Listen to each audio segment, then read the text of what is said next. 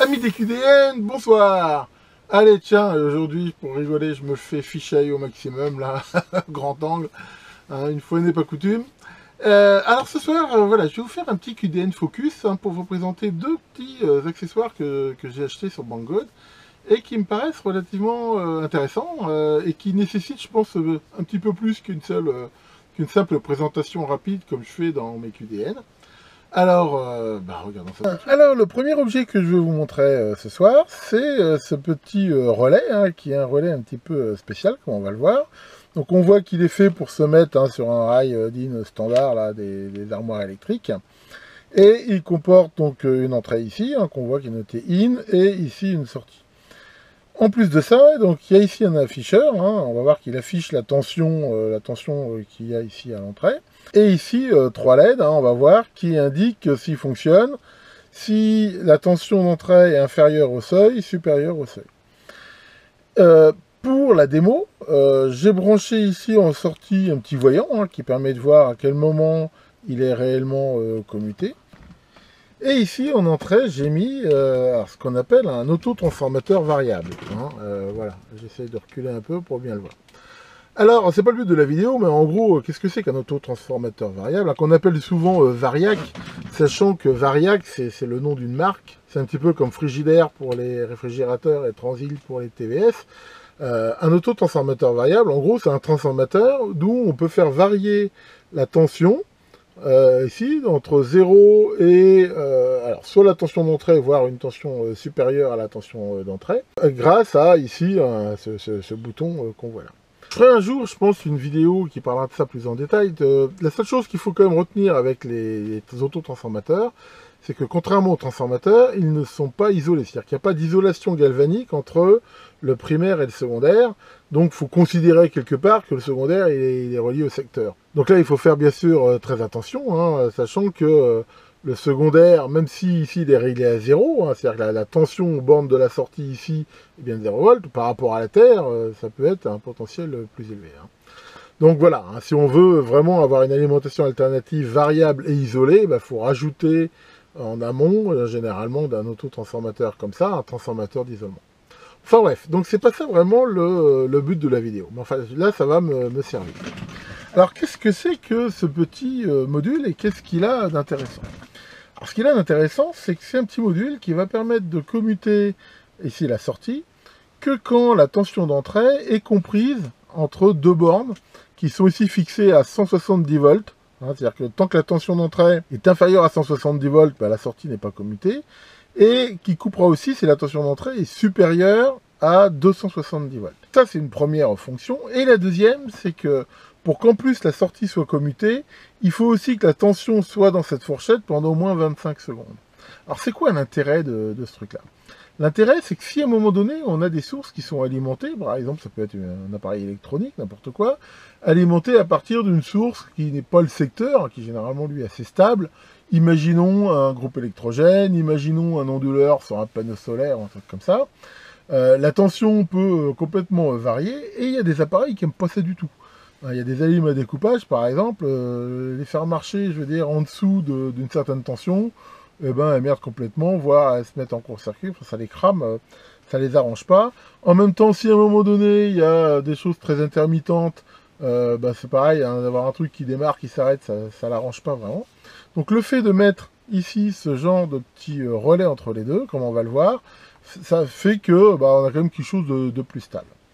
Alors allons-y, ce qu'on va faire maintenant, grâce à mon autotransformateur, je vais faire varier doucement la tension ici à l'entrée, et on va regarder ce qui se passe. Donc là, j'augmente tout doucement. Voilà, là on voit que il commence à partir à peu près là, de 60-62 volts, ici, à fonctionner. Alors, petite info, là on voit que j'ai mis un cache rouge devant l'afficheur. À la base, il n'est pas vendu comme ça, il est vendu avec juste un plastique de protection, mais comme j'ai déjà dit dans d'autres vidéos, le fait de mettre ici un plastique rouge devant, ça améliore bien le contraste ici de l'affichage.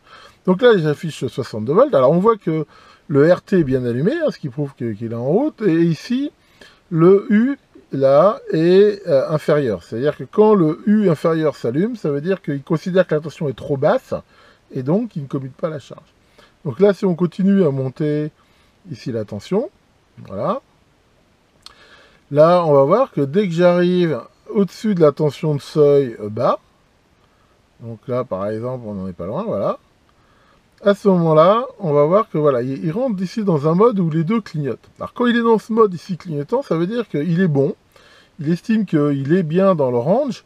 Hein, ici, on peut même arriver à la tension nominale ici de 230 volts. Hein. Mais il va attendre que cette tension soit dans cette fourchette. Alors elle peut varier quand même, hein, mais dans cette fourchette pendant au moins 25 secondes avant de commuter la charge. Donc voilà, hein, là pour voir que ça fonctionne, on voit que faut attendre 25 secondes. Alors, attention, hein, on voit aussi ici sur le schéma que le relais, il coupe pas le neutre et la phase. Hein. Ici, il ne coupe que la phase, hein, c'est-à-dire la ligne L. Donc voilà. Et là, tiens, voilà, on l'a entendu commuter, là on voit que c'est allumé, c'est-à-dire que là, ça y est, au bout de 25 secondes, il voit que la tension est bien ici dans le range, et il commute. Alors, je ne peux pas vous montrer le seuil haut, parce que mon autotransformateur, il ne monte pas assez haut. Hein, vu qu'il faudrait qu'il dépasse 270 volts, on n'en est pas loin, mais il ne marche pas. Par contre, ce qu'on peut montrer, c'est que donc tant que la tension ici varie dans le range, c'est bon, on va voir que dès qu'on arrive en dessous de 170 volts, voilà, toc, là, par le coup, il coupe tout de suite, et même si la tension ici remonte, il faudra encore attendre ici dans ce mode clignotant pendant au moins 25 secondes pour que ça se remette en route. Donc voilà, hein, c'est pas un truc très compliqué, hein, ça fonctionne très bien. Et donc ça peut permettre, hein, justement, dans un cas comme ça, dans le cas d'avoir des charges qui sont montées sur des sources, on va dire, qui sont pas très stables, pas très fiables, quand même d'éviter de les cramer. Ça, c'est pas terrible. Alors, ce qui peut arriver des fois, hein, ce qu'on appelle un peu du pooling, c'est-à-dire que, imaginons un panneau solaire qui peut pas, qui à vide va donner à cette tension, et dès qu'on va lui tirer dessus, il va s'écrouler. Alors là, en effet, là, voilà, on voit, il vient de se remettre en route. Ça, en effet, qu'est-ce que ça peut faire? Ça peut faire que là, la tension elle va être bonne. Dès que ça va se mettre en route, ça va tirer dessus, donc il va redescendre et ça va couper. Alors, c'est pas très terrible comme fonctionnement, mais on va dire, grâce à un système comme ça, au moins ça essaye déjà avec une tension suffisante, et ça va essayer, on va dire, toutes les 25 secondes. Alors, c'est pas forcément top, mais enfin, c'est quand même mieux que d'avoir un truc qui est dans la twilight zone, là, qui va risquer d'osciller et d'être abîmé. Donc voilà, pour ce petit relais, hein, qui, alors bien sûr, si on n'a que du secteur normal, c'est pas tellement intéressant. Enfin, je veux dire, il n'y a pas tellement d'intérêt à avoir ça, hein, vu que généralement, les tensions secteurs de base fournies par EDF, généralement, ça marche ou ça marche pas. Hein. C'est quand même assez rare qu'il y ait des variations. Bien que pour la petite histoire, quand je suis arrivé ici en Vendée, j'avais une très vieille ligne qui avait été mise par les Allemands. Et là, pour le coup, elle était complètement pourrie. Et quand des fois, il y a beaucoup de gens tiraient dessus, ça descendait jusqu'à presque 110 volts. Et d'ailleurs, j'ai cramé un oscilloscope, un vieil oscilloscope Tektronix, justement à cause de ça. Heureusement, ça a été depuis corrigé. Et maintenant, au contraire, je suis juste à côté d'un transformateur moyenne tension. J'ai du jus plein pot. Mais voilà, même là, dans un cas comme ça, j'avais aussi ce cas-là, bien que j'étais sur EDF, mais enfin bon, je pense que c'est quand même quelque chose de relativement... La deuxième chose que je vais vous montrer dans ce QDN Focus, c'est cette petite prise de test, hein, ici, voilà, hein, de marque Mustool. Hein, je vous avais déjà montré des trucs de cette marque-là, qui livrait dans cette boîte avec ici une petite notice. Hein, enfin, on va voir, c'est très très simple d'emploi. Alors ça se présente comment? Ça se présente comme une prise, hein, voilà, une prise de pôle plus terre. Et ici, on voit ici 3 LED, hein, une LED rouge et 2 LED vertes. Et selon la façon dont ces LED vont s'allumer, ça va donner un certain nombre d'indications. Donc si par exemple ici, je branche ça de cette façon-là, par exemple, je vois que j'ai 2 LED vertes qui s'allument. Et si on regarde ici le tableau, et ça me prouve que c'est très bon. C'est-à-dire qu'il n'y a absolument aucun problème, tout fonctionne bien.